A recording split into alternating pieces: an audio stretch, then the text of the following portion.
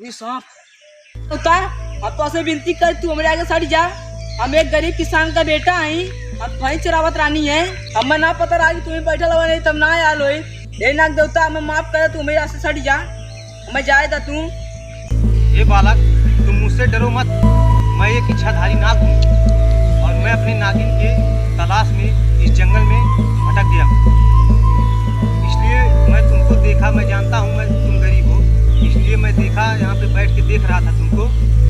तो तुम मुझसे जो मांगना चाहते हो बालक मांग सकते हो। क्या तुम मांगना चाहते हो? तोहार हमें कुछ ना चाहिए, खाए तोहार आशीर्वाद हमें चाहिए।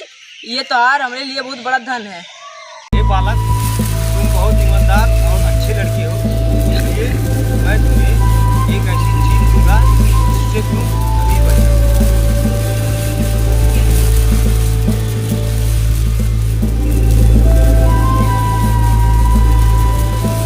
ये लो बेटा।